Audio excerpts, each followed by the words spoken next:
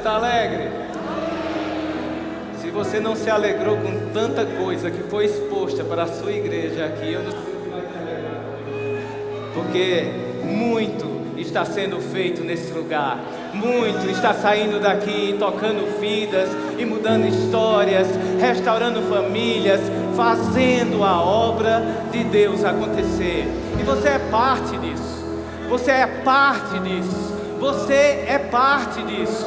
Não é porque você está aí sentado, não está aqui pregando, que você pode se colocar de fora. Você é corpo, você é importante, você é necessário.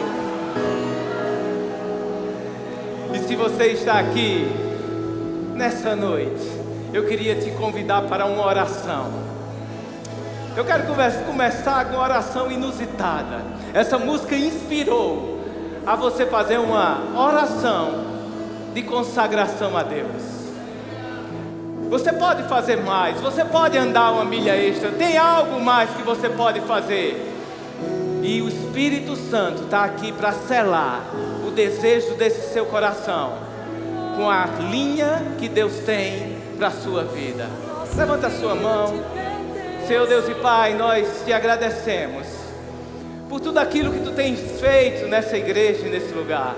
Nosso coração é muito grato a Ti, Pai, porque Tu tens se movido no meio de nós, Tu tens tocado a nossa vida, Tu tens tocado a vida dos nossos, da nossa família, na nossa casa, no nosso lar. Pai, nós sentimos o Teu mover, a Tua presença, e isso é tão bom, meu Deus. Nós queremos dizer nessa noite que somos completamente Teus, Senhor, sem reservas, Pai, sem plano B. O nosso plano é Jesus, o nosso plano é o Senhor, o nosso plano é a vida que Tu tens para nós. E nessa noite queremos consagrar a nossa vida a Ti, em adoração ao Teu santo nome, porque Tu és o nosso Rei, Tu és o nosso Deus, Tu és a nossa fortaleza, Tu és o nosso Senhor, mas também Tu és o nosso Paizinho querido, em quem podemos encontrar um colo, segurança e abrigo. Nós somos inteiramente Teus, Senhor, no nome precioso de Jesus. Quem pode dizer um amém bem alto? Glória a Deus. Você pode sentar. Muito obrigado ao louvor. Em breve eu grito por socorro. Aleluia, glória a Deus. Graça e paz, boa noite, como é que vocês estão? Eu quero agradecer a confiança dessa igreja, desse ministério, meu apóstolo querido, apóstolo Guto. Eu chamo sempre de bispo porque eu sou das antigas, eu sou nascido e criado em Campina Grande.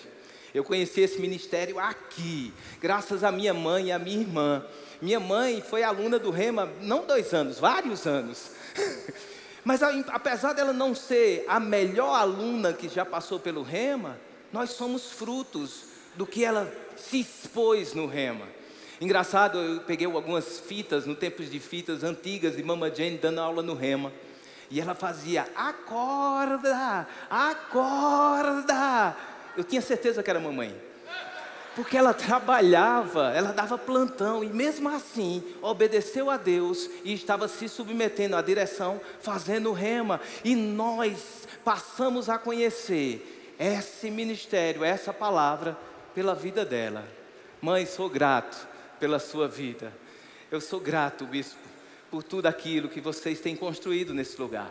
Eu sou grato pela confiança de estar aqui. Agradeço ao pastor Tiago o convite, a Juliana, a Mama Jane. Mora sempre no nosso coração. Nós não estamos aqui só, agradeço a todos. Eu estava entrando e cumprimentando, parecia que eu estava passando por Hebreus, na Galeria da Fé, sabe, saindo cumprimentando, porque todos vocês são nossos heróis da fé. Você não entende? Essa igreja tem um impacto em todo o ministério, e toda vez que a gente vai falar com alguém aqui, parecia que a gente estava falando com um herói nosso, que um dia a gente olhou e apreciou, não endeusou, porque eles são especialistas em mostrar que o maior é o que está por trás deles, ou dentro deles. Te agradeço, pastor, pela confiança. Não venho só, venho acompanhado de saudações. Pastor Humberto manda um abraço para vocês. Pastor Carlos Júnior manda um abraço para vocês. Todas as esposas e equipe ministerial mandam um abraço lá da Zona Norte para vocês. Venho acompanhada da minha galega linda que veio comigo, me deu a honra profética de estar comigo. E dos meus 3 filhotes que não puderem estar, mas eles mandam um abraço para vocês também. É um grande privilégio estar aqui com vocês nessa noite. E eu vim para me divertir porque disseram que era festa. Não é festa? Festa tem que ter diversão, meu irmão.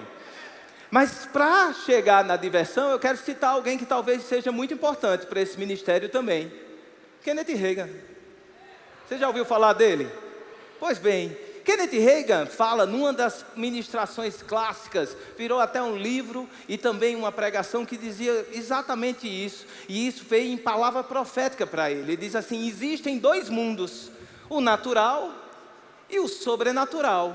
O homem vive nesses 2 mundos. Precisa apenas de um passo para passarmos do natural para o sobrenatural.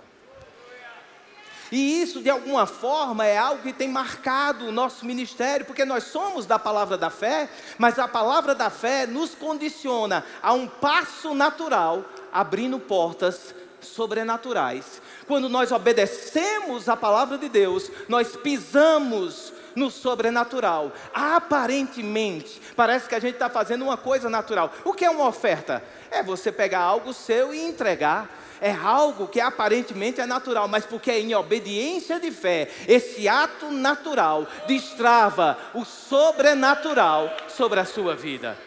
Fomos criados com a habilidade de entender o sobrenatural. A nossa criação fomos feitos à essência de Deus. Gênesis 1, 26. Façamos o homem à nossa imagem, conforme a nossa semelhança. É engraçado essa pluralidade que ele fala, porque ele está fazendo uma primeira conferência celestial, Deus fazendo, ele, Pai, Jesus Filho e o Espírito, e Deus, façamos a nossa imagem, a nossa essência, o nosso ser, o nosso espírito, ele é celestial. E Deus forma, no capítulo 2, do verso 7, da terra, o nosso corpo. E aí ele sopra o espírito criado em nosso corpo, passando nós a sermos almas viventes.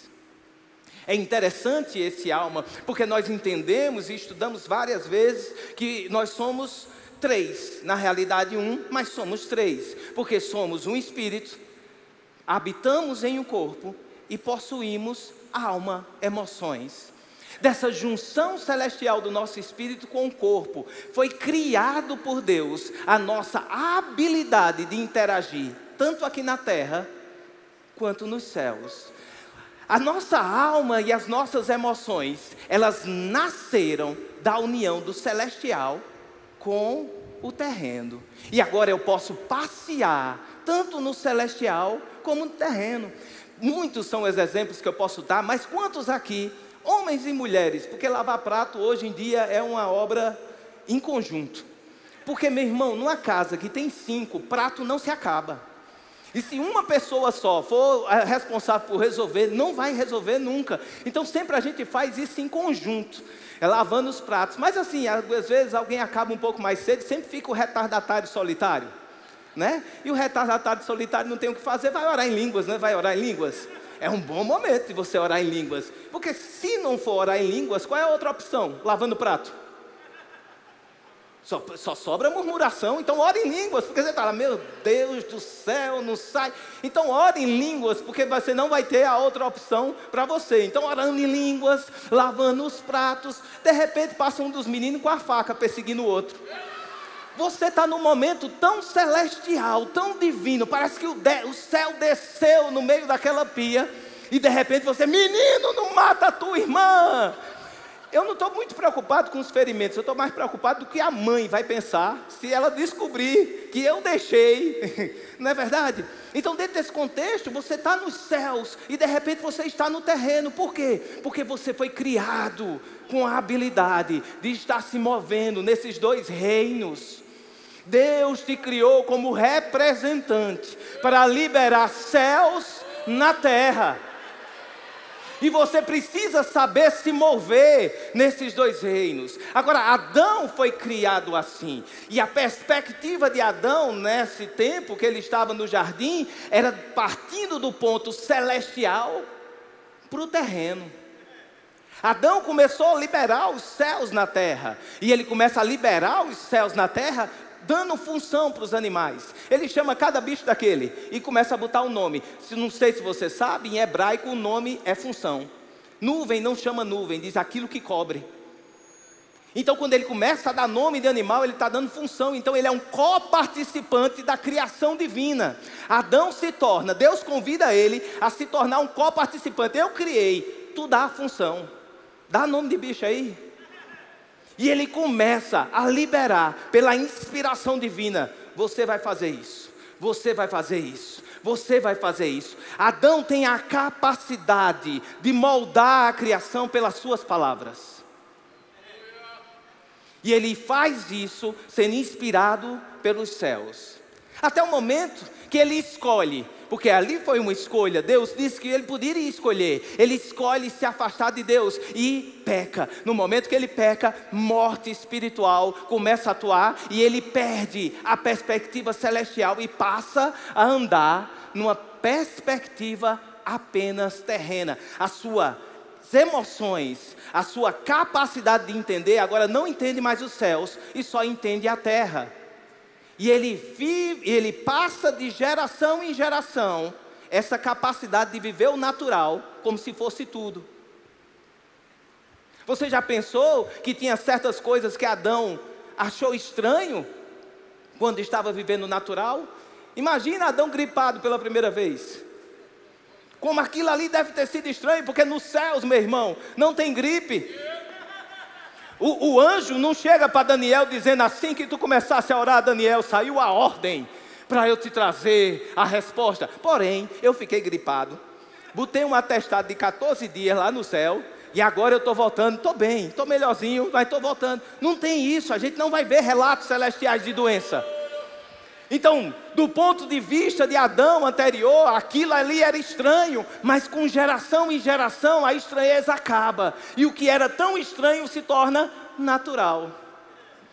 É normal isso acontecer. Acontece com todos. É nessa época que acontece isso. Eu gosto de dizer que alguns falam aí fora que é normal ficar gripado no inverno. Enquanto que no céu está dizendo que é normal ficar gripado no inferno. Perdemos a perspectiva divina e passamos a viver no natural. Esse pastor, ele segura, a tradição segura. Adão ensinou a seus filhos a respeito de Deus, porque ele teve experiência, ensinou. Tanto é que eles chegaram depois de um tempo a trazer uma oferta para Deus, porque por causa do ensinamento do pai. Mas a perspectiva celestial se perdeu tanto ao ponto do primogênito de Adão cometer assassinato. A tradição, ela não segura a sua onda. Nós precisamos de algo superior. Nós precisamos de uma atuação superior à atuação nossa natural. E Jesus veio para resolver essa parada. Jesus veio para nos reconectar com o celestial. E agora que uma vez Ele nos reconectou. Eu gosto de João capítulo 20.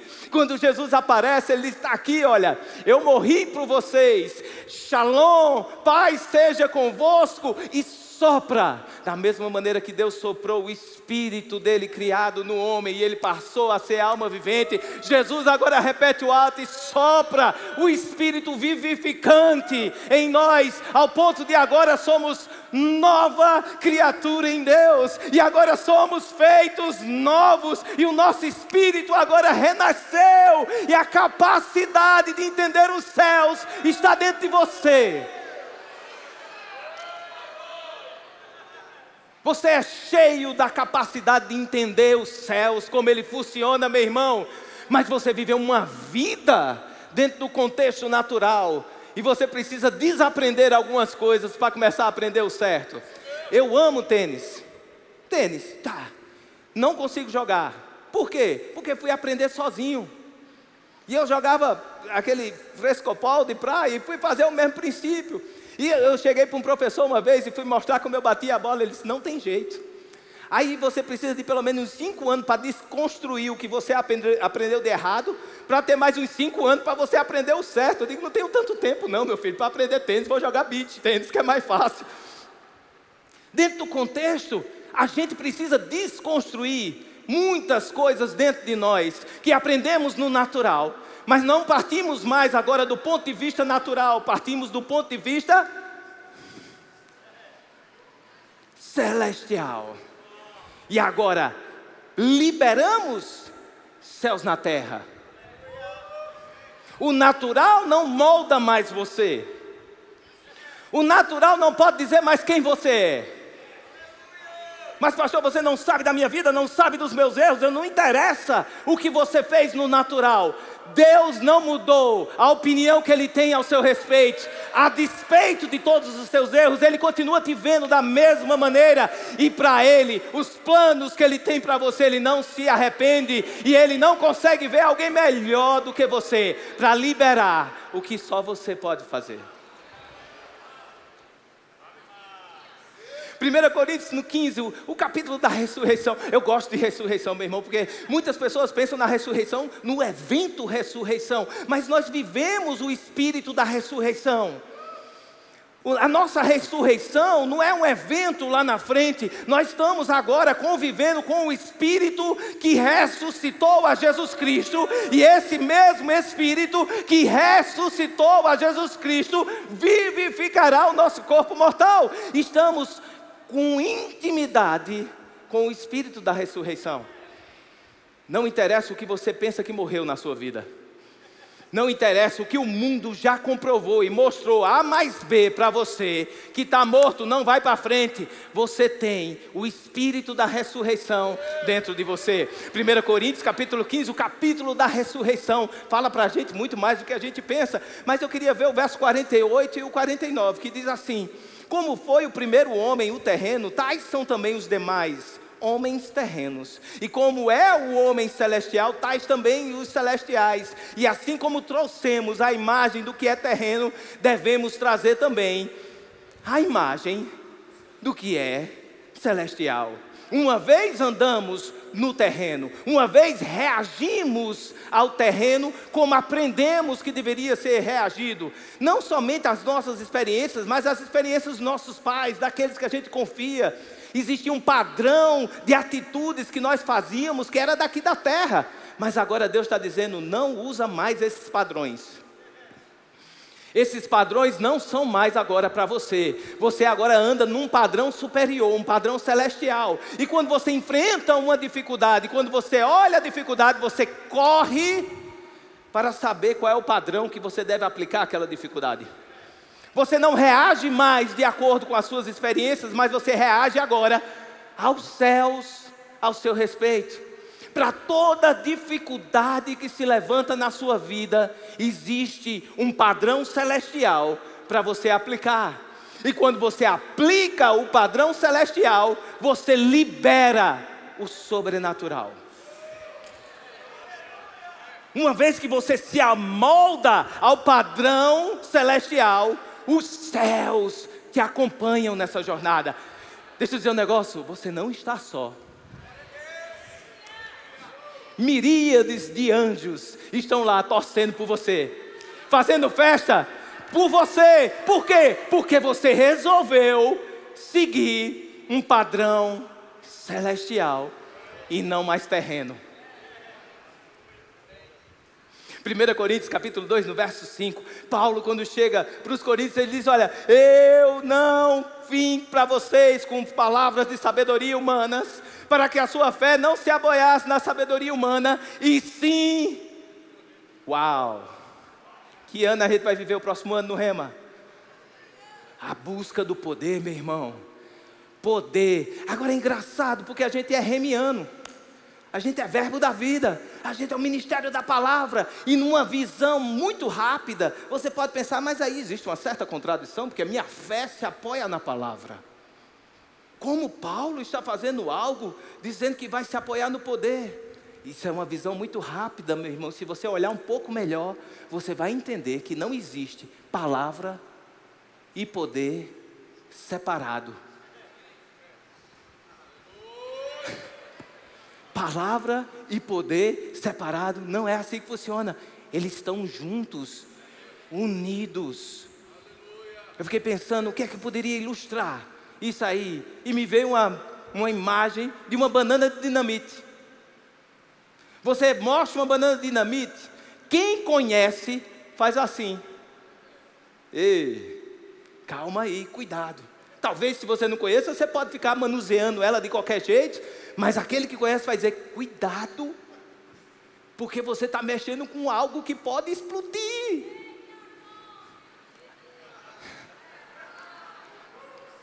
A palavra às vezes vai ser entregue para você na forma da banana. E cabe a você acender o pavio e fazer com que ela funcione naquilo que você precisa. Mas deixa eu dizer uma coisa, meu irmão. Às vezes a palavra vai ser entregue a você explodindo. Que melhor demonstração. Eu posso passar uma noite aqui te explicando os princípios da dinamite e como é que ela explode. E você fica, interessante. Mas eu posso também acender ela e dizer, é assim, A palavra às vezes vai ser entregue a você para você acender. Às vezes vai chegar o pacote completo, explodindo na sua vida. Agora, de um modo ou de outro, ela deixou de ser dinamite. Então, algumas vezes você vai receber um comando celestial para fazer algo natural, e às vezes você só vai dançar, porque a coisa vai acontecer. Mas os dois são sobrenaturais.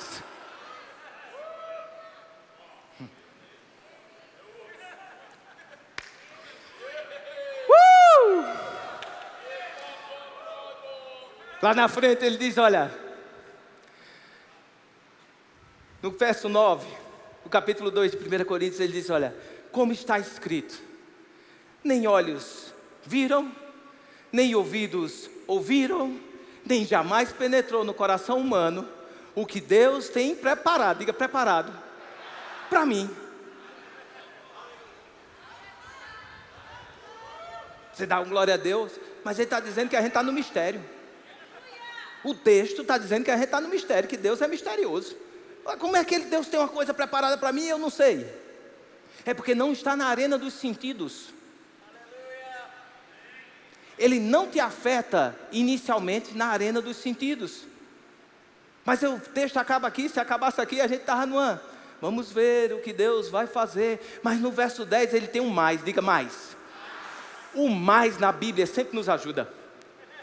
Você já percebeu que tem sempre um maisinho que nos ajuda?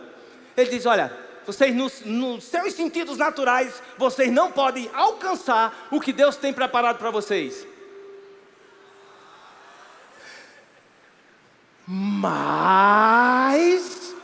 e o mais nos salva e diz, Deus nulo revelou pelo Espírito. Eu gosto de uma versão que diz que Deus não satisfeito de ficar, o Espírito não satisfeito de ficar na superfície, ele mergulha até as profundezas de Deus para pegar os planos, os propósitos, os desígnios de Deus para nós. É na arena do sobrenatural, meu irmão, que a gente vai poder alcançar aquilo que Deus tem preparado para nós, que Ele nos ama. Na arena do natural, a gente não é eficiente, a gente não é efetivo. E vai ter muita gente cansada, vai ter muita gente desistindo, vai ter muita gente magoada, vai ter muita gente ficando no caminho. Mas essa jornada não é uma corrida para chegar um primeiro, é para chegar vários primeiros. E a gente não vai deixar você ficar pelo caminho, meu irmão. A gente vai pegar você e a gente vai segurar junto na mão. E a gente não vai desistir, pegando um na mão do outro, dizendo, levanta, levanta. Mas eu não posso, eu estou fraco, eu não tenho força. Mas no Espírito tem tudo o que você precisa. Porque o Espírito que você tem não é o Espírito do mundo, mas é o Espírito de Deus. Para que você saiba de coisas que ninguém sabe ao seu respeito.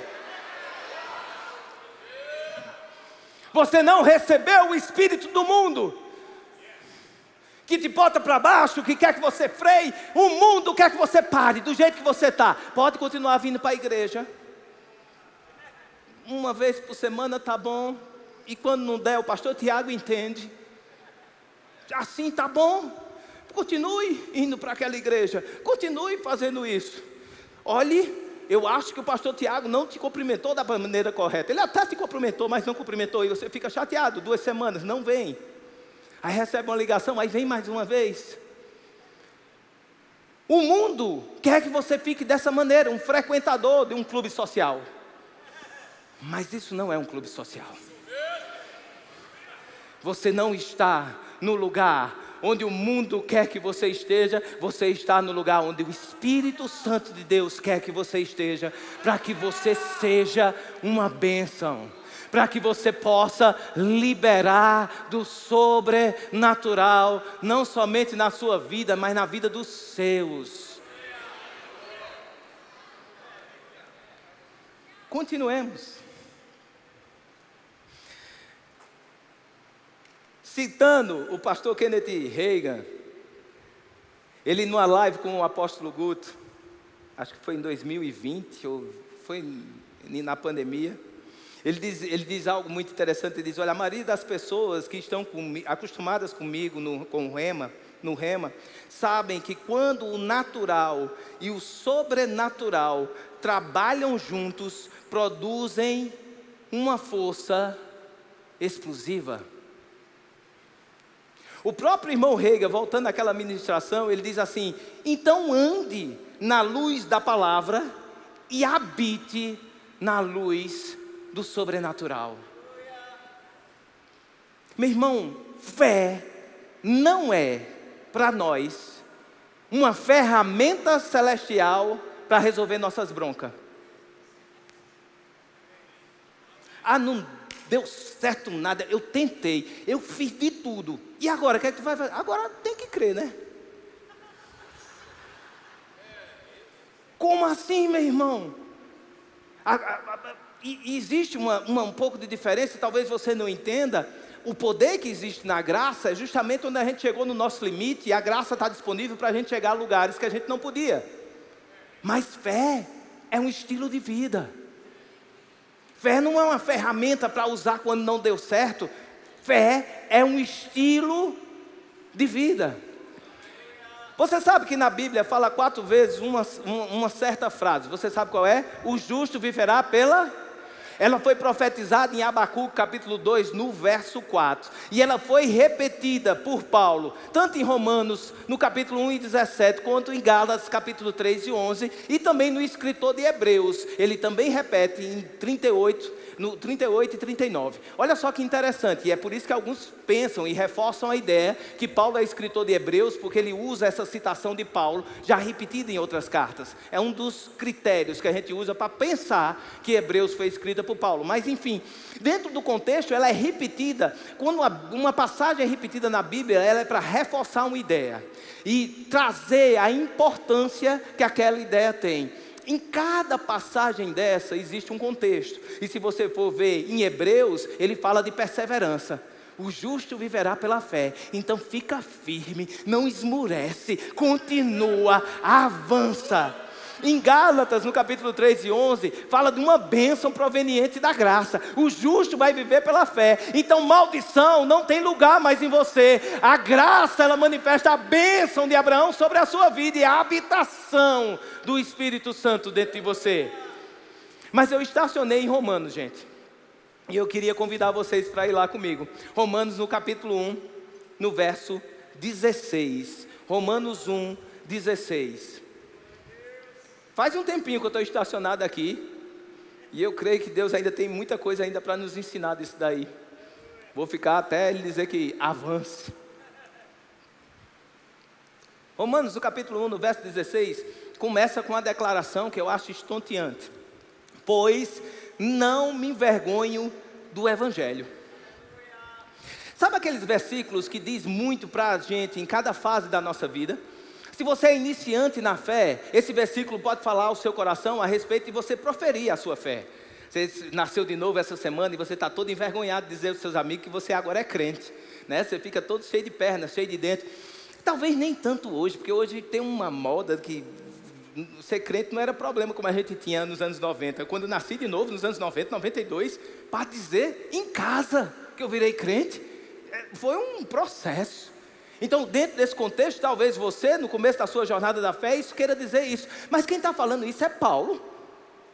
Paulo dizendo que não me envergonhe do Evangelho. Paulo não tinha uma oportunidade que ele não aproveitasse de pregar para o Evangelho. Pregou para reis, tanto da mesma intensidade que pregou para os que estavam do seu lado. Paulo não tinha vergonha, ele falava, mas falava rasgadamente. Na realidade, ele arrodeava para achar onde ele ia enganchar o Evangelho.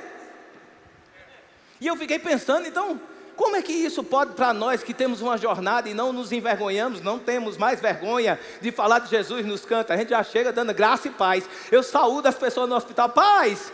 O povo olha assim para mim. Aí o outro diz, não, é porque ele é pastor. Ele diz, agora entendi, vai. Dentro do contexto, a gente que está nessa jornada há muito tempo, que a gente não tem mais vergonha, a gente é sem vergonha para Jesus, como é que se aplica para a gente? E de alguma maneira começou a tratar no meu coração a respeito de certas palavras poderosas que ainda não são verdade na minha vida, e como eu gosto de colocá-las um pouco do lado. Aquilo que está funcionando, eu vivo aquilo que está funcionando, mas tem certas palavras que eu olho assim e digo, rapaz, eu não estou operando dessa maneira.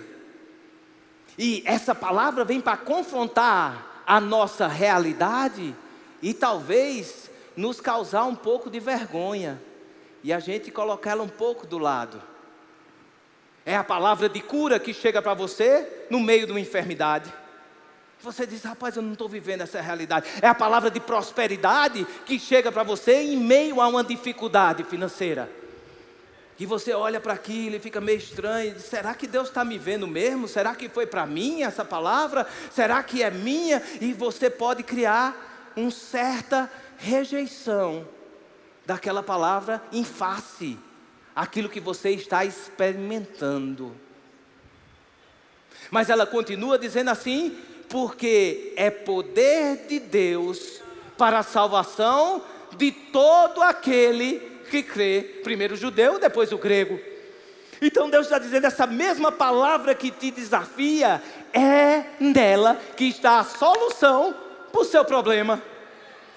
Então quando ele diz, olha, não se envergonha do Evangelho, vai vir palavra de prosperidade em meio a uma crise financeira, vai chegar para você. E o que é que você faz com ela? Diz, eu não estou vendo essa prosperidade. Não, você agarra essa prosperidade e diz, eita, tudo posso naquele que me fortalece. E o meu Deus, segundo a sua riqueza em glória, há de suprir cada uma das minhas necessidades. Apareceu uma chance de ofertar e você olha, não posso, tenho que guardar. Não se prepare para a falta, se prepare para a abundância. Então chegue lá e diga, opa, quem mais oferta está aqui, chegou, quanto é, como é que faz? É chegar a palavra em meio à enfermidade, você lá doente, e chegar a palavra de Deus, você é sarado e curado, e Cristo Jesus já levou sobre si todas as suas enfermidades, e você agarrar aquilo ali como a sua verdade, independente daquilo que você está passando. Independente da sua realidade natural, você agarrar essa palavra, porque nessa palavra tem o poder para resolver a sua parada. E ele continua, ele diz assim, visto que a justiça de Deus se revela no Evangelho, de fé em fé, de fé em fé, de fé em fé, como está escrito, o meu justo viverá pela fé. Eu gosto daqui porque aqui não fala pela fé, é o único que muda, ele fala por fé, o que parece ser apenas uma questão semântica, de gramática, e quer dizer a mesma coisa, mas para mim não fala a mesma coisa. Porque pela fé, parece que a fé está lá, é minha companheira, por fé é o ponto de partida. Tem muita coisa que a gente construiu na nossa vida, que não teve o ponto de partida da fé, volta, coloca o marco. O marco zero é esse aqui, o quê? Uma palavra.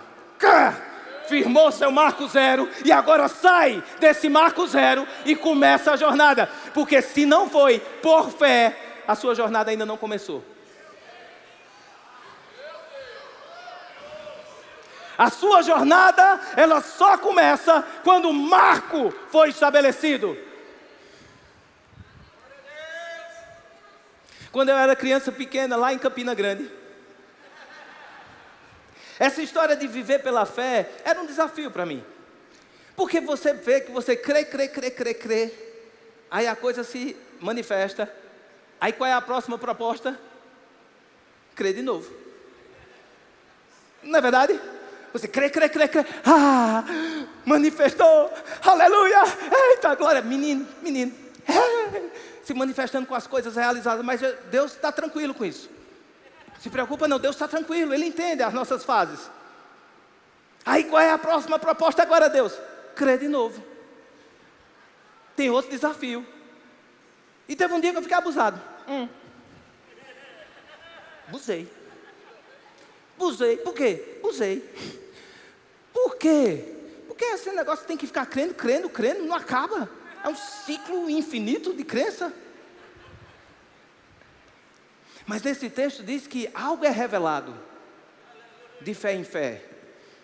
O convite da fé em Deus não é um punitivo para ver se você está crendo ou não, se você merece ou não merece. Não, meu irmão, porque por merecimento ninguém está nessa jornada. Quantos aqui apresentaram seu currículo antes de virar crente? Senhor, aqui está meu currículo. Vê se aqui se você me contrata como crente. Não, fomos chamados com um currículo que não valia nada. Deus sabia o que Ele estava comprando. Ele não foi pego de surpresa quando viu você. Eita, Ele entregou a vida a Jesus. Eu vou fazer o que agora, rapaz? Pensei que Ele não ia. Algo é revelado nesse de fé em fé. Passamos a conhecer algo, passamos a vivenciar algo novo. E eu queria que você fosse lá em Hebreus. Eu gosto desse versículo. Hebreus 11:6. E diz assim, na versão revista e atualizada: de fato, Hebreus 11:6. De fato, sem fé é impossível agradar. Esse agradar é andar com, em referência ao versículo anterior, falando de Enoque. É impossível agradar ou andar com Deus, porquanto é necessário que aquele que se aproxima de Deus creia que Ele existe e que se torna galardoador do que os buscam. Numa imagem inicial, Deus começa a se apresentar como presenteador. Se tu fizer, eu te dou. Se tu fizer, eu te dou. E talvez isso seja uma imagem que a gente tem como criança. A gente espera os nossos pais pelos presentes. A gente espera o nosso pai que quando volta de viagem, mal a gente fala com ele. A gente só faz aquele H. Ei, paizão! E a mala. Mas quando a gente vai crescendo, o presente é irrelevante. A presença é muito mais importante. Eu fui surpreendido com o Eduardo, chegando nos dias dele, que está maior do que eu. Hoje na igreja perguntaram quem é. Eu disse, meu irmão mais velho. Está maior do que eu já, 14 anos de idade. E eu fui surpreendido de um dia que ele chegou e disse, pai, onde é que tu estás? Eu disse, estou chegando, filho, estou na cidade tal, ensinando. Ele disse, estou com saudade. Queria conversar. Eu disse, papai está aqui para você. E quando chegar, vou te dar um abraço e um beijo bem daqueles que faz zoada. Estou esperando. A gente quer mais a presença. E esse texto, eu cascavuiando nele e dando uma olhada e mexendo para cá, vendo na definição de Strong e outras definições, eu criei uma versão. Por favor, eu queria uma liberação da coordenação doutrinária, de não ser punido, ter uma nota de... É uma livre interpretação. Amém? Não é Deus, é uma livre interpretação. Obrigado, compadre. E essa livre interpretação fala assim, minha... E eu vou compartilhar com vocês, amém? Ele diz assim, fora da fé, é impossível andar com Deus. Pois aquele que se aproxima em adoração, precisa antes crer, de uma vez por todas, que Ele é aquele que sempre foi, a fonte de toda bondade, e apesar de invisível, é incrivelmente real, se tornando Ele mesmo, Deus, a maior recompensa que se pode ter em vida, daqueles que se esforçam em buscá-lo. Meu irmão, nessa jornada de fé em fé, é um convite de Deus para que a gente tenha um relacionamento com Ele e de alguma maneira o conheça mais e sejamos nós conhecidos da maneira que Ele nos vê. O convite da jornada da fé não é algo penoso para a gente ficar crendo e só crendo, meu irmão. Mas o convite da jornada da fé é a gente abraçar a verdade divina, quem Ele é. E agora, não é mais porque alguém falou, mas porque o meu Pai está comigo. Quando tem algo se levantando, alguma dificuldade, não olha para a dificuldade. Você não foi chamado para ter uma perspectiva terrena. Você foi chamado para ter uma perspectiva celestial, meu irmão. Quando algo difícil se levanta, você diz: eita! Que foi? Vou ter momentos íntimos com o papai nessa nova jornada, nesse novo desafio. O sobrenatural faz parte do processo, meu irmão. E apesar de estarmos obedecendo o natural, fomos chamados para andar no sobrenatural. Vou dar 2 exemplos bíblicos, e não dá tempo de a gente ler todo o versículo, e você vai contar eu vou contar com você ler em casa, ok? Mas são versículos conhecidos. Abra comigo a sua Bíblia, vou lhe dizer aonde. Marcos 4.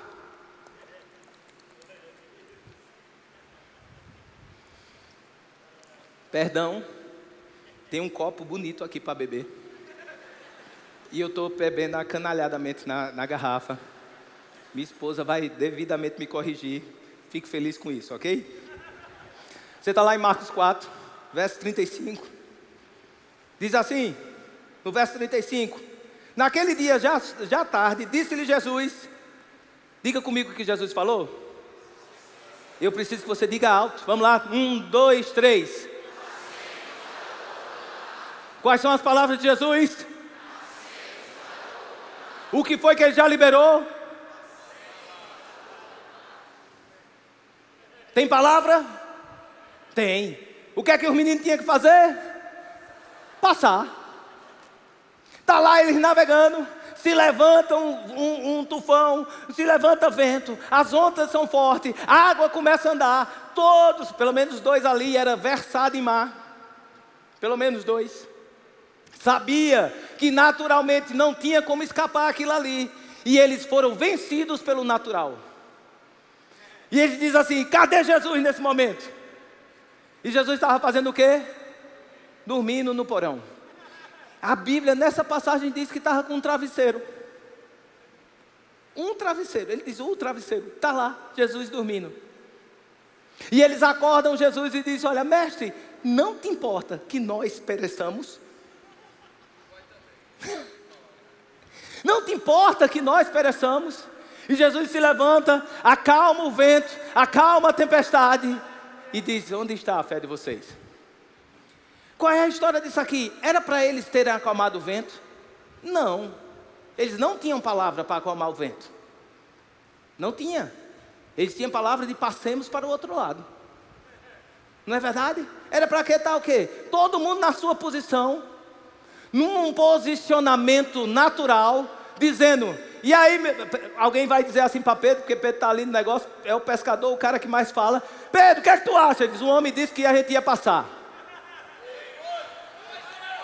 Mas Pedro, o negócio está feio. Ele diz: o homem disse que a gente ia passar. E em algum momento a água começa a entrar, e ele diz: Pedro, a água está entrando. Olha lá Jesus. Aí um desce, olha e diz: o que é que ele está fazendo? Ele está dormindo. O homem disse que a gente vai passar. Se o negócio fosse afundar, ele já tinha acordado. Vamos lá, continua. Mas apesar de ser um posicionamento natural, o sobrenatural ia começar a envolver aquele barco. E sobe e desce. E outros especialistas dizendo, especialistas em náutica: não tem condição de ir, não pode acontecer, não vai dar certo, impossível isso de acontecer. Nessa situação, com essa conjuntura, não dá para acontecer. E eles lá: o que o homem falou? Passemos para o outro lado.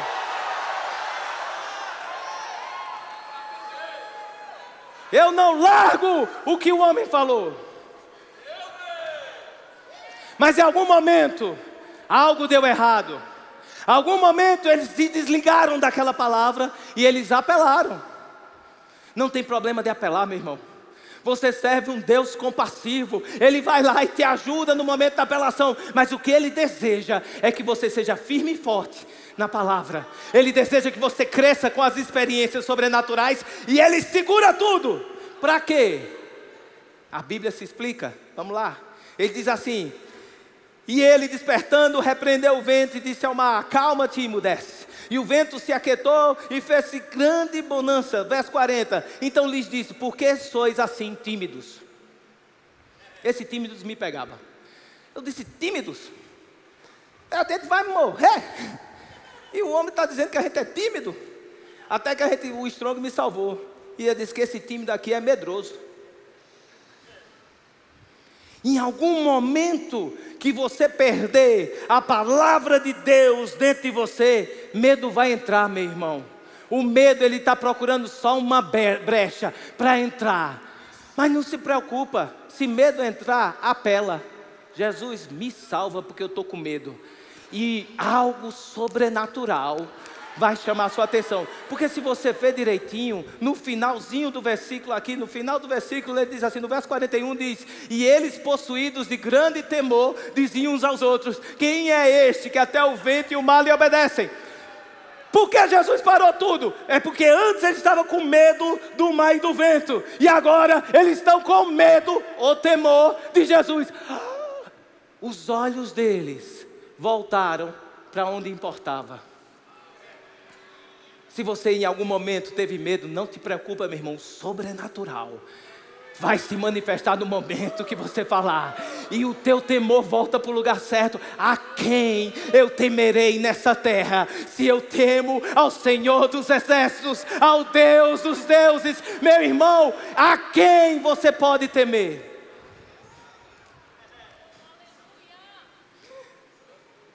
Vamos finalizar? Mateus 14, 10 versículos na frente. Já aconteceu. Agora são meninos treinados. Ok? Vamos contextualizar. O texto inteiro está do 22 ao 33. Não vai dar tempo da gente ler, mas eu quero contextualizá-lo, ok? Jesus vai lá, despede a multidão, diz para os meninos: vão lá, adiante, passem. Vão lá para o outro lado. A gente se encontra já. Despediu a multidão, tirou um tempo, foi tirar um tempo de oração. Preciosos tempos de oração. Maravilhosos tempos de oração. Posso fazer um parêntese? A transfiguração, para mim, não é um evento isolado. A transfiguração, ele chamou os meninos e disse: vem ver o que é que acontece nos meus momentos de oração. Para mim, é isso. Porque a gente não sabe o que é que acontecia nas orações de Jesus. Com certeza a oração de Jesus passar a noite toda não era oração xoxa de: Senhor, faz a tua obra. Muito menos oração nervosa de: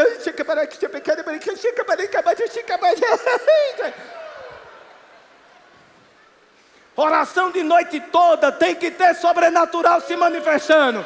E um dia ele diz: vem ver o que é que acontece na noitinha de oração. E os meninos estavam lá, e as vestes começaram a brilhar, e aparece Moisés, e aparece Elias, e a glória toma conta do lugar, meu irmão. Essa é a vidazinha de oração, com sobrenatural. O mais impressionante é o que Elias e Moisés vêm conversar com Jesus, porque a gente podia ver que ele vinha conversar de coisas celestiais, mas a Bíblia relata que eles começavam a falar sobre a próxima semana que ele teria, sobre as coisas terrenas. Os céus invadem o seu quarto para falar de você, sobre a sua vida. Os céus descem para o seu quarto. O sobrenatural invade o seu quarto para falar de você, sobre a sua vida, sobre a sua semana. E está lá, Jesus, depois dessa noite de oração, os meninos são encontrados por Jesus fazendo o que eles não fizeram. Diz que está muito vento, muita onda, está tudo batendo, e eles estão lá: ei, a gente já aprendeu, o homem falou que a gente vai chegar do outro lado, e a gente vai chegar do outro lado. Ensinava esses meninos. Aí Jesus vem para quebrar a normalidade. Não, agora a gente está desenrolado. O homem já falou, a gente já faz. A gente está desenrolado, a gente vai chegar. E Jesus vem andando sobre o mar. Ele diz: que é isso? Ele: não tenha medo, sou eu. Às vezes a gente aprende certas coisas e começa a ficar desenrolado naquilo que a gente faz. Não, o homem falou, a gente vai chegar, é desenrolado. E Jesus quer romper com o seu desenrolado. E Jesus quer manifestar algo novo, sobrenatural, que vai te levar a outro nível. Porque olha só, no sobrenatural acontece. Jesus vem andando sobre as águas. Pedro olha aquilo e diz: se és tu, manda eu ir ter contigo. Isso não é fala de dúvida, meu irmão. Se fosse fala de dúvida, Jesus tinha dado aquela correção segura. Ele disse: tu vai afundar, tu está duvidando até que sou eu. Não é fala de dúvida. O que Pedro está dizendo? Se opera em tu, pode operar em mim também. Se está operando em você, Jesus, eu desejo que isso opere em mim também. Se está funcionando para você, Jesus, vai funcionar para mim também. Manda eu ir ter contigo. A gente está lá todo acostumado já. Estamos desenrolados em ministério. Estamos desenrolados a fazer essas coisas. Mas Jesus quer quebrar esse nosso desenrolado e nos levar a atuar em um nível muito maior do que a gente pensava e podia imaginar, meu irmão. Estamos desenrolados, estamos, é muito bom. A gente está desenrolado, estamos muito organizados, estamos. Mas tem algo maior para a gente agir, meu irmão. Existe algo, precisa ter uma sede em você, uma fome e uma sede do sobrenatural, de algo maior acontecer, que está além da nossa estrutura organizacional, que vai além da nossa capacidade. Somos treinados, sabemos fazer igreja, sabemos, graças a Deus por isso, mas precisa de algo mais. E Jesus está nos desafiando. E essa palavra vem para justamente confrontar a nós. E dizer: saia da zona de conforto. Mas eu não posso, eu não sou capaz. Mas existe nessa palavra o poder necessário.